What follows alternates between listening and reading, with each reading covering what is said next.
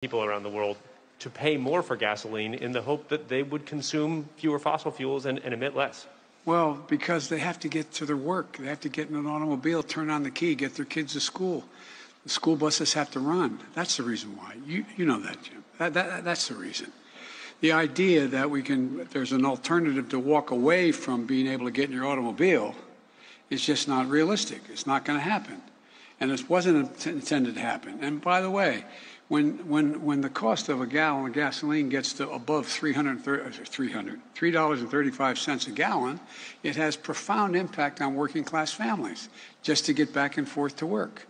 So I don't see anything inconsistent with that, but I do think that the idea that Russia and Saudi Arabia and other major producers are not going to pump more oil so people can have gasoline to get to and from work, for example, is not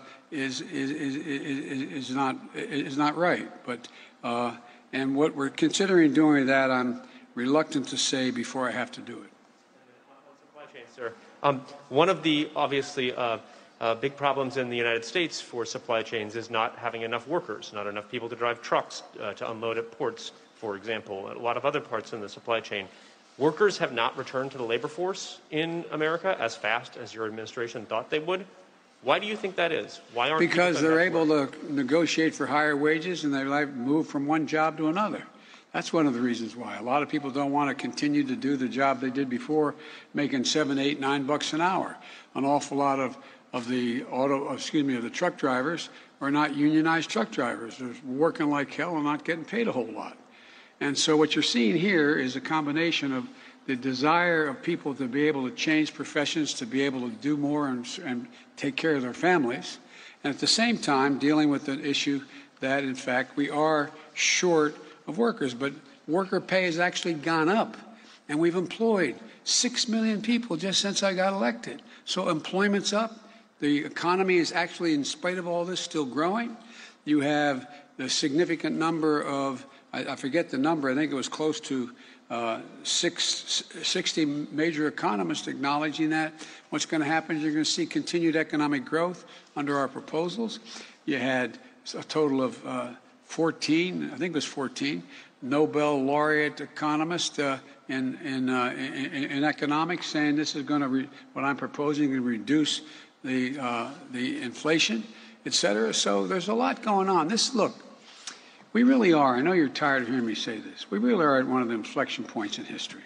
So much is changing. So many pieces on the table are moving. And how they get resettled depends upon the judgments we make and whether or not the United States, among others, can lead the world in a direction that's going to increase the circumstances for a higher standard of living for workers here and abroad, as well as making sure that people have an opportunity. As I said again, I used the phrase, just have a little breathing room. I meant what I said when I ran. My desire was to build this economy from the bottom up and the middle out, not from the top down. And that's what's in process of happening. But in the meantime, there's been enormous changes as a consequence of COVID on the supply chains, because why are we having trouble? An awful lot of the very factories and operations that in fact produced material that we need for supply chains, and everything from shoes to dealing with computer chips, they're out sick, they're not working. And so it's changing. The economy is changing. To increase oil production at the same time that you're going to COP26 to urge people to lower emissions? Well, on the surface, it seems like an irony, but the truth of the matter is, you've all known, everyone knows, that the idea we're going to be able to move to renewable energy overnight and not have, from this moment on, not use oil or not use gas or not use hydrogen is just not rational. Certain things we can wipe out and we don't have to do. We should be moving immediately to get rid of, as they've adopted here, my proposal to end methane, to deal with a whole range of things. But it does on the surface seem inconsistent. But it's not at all inconsistent in that no one has anticipated that this year we'd be in a position, or even next year, that we're not going to use any more oil or gas, that we're not going to be engaged in any fossil fuels. We're going to stop subsidizing those fossil fuels. We're going to make significant changes. And it just makes the argument that we should move more rapidly to renewable energy. the wind and solar and other means of energy. But the idea that we're going to end and somehow, but it does on the surface, I admit to you. We're going to COP to deal with renewable energy, and I'm saying, why are you guys cutting off oil and raising the price just to make it look harder for us? But it's a legitimate question. I think, though, that if anybody thinks about it, no one ever thought that tomorrow, for example, it's going to take us between now and 2030 to have half the vehicles in America electric vehicles.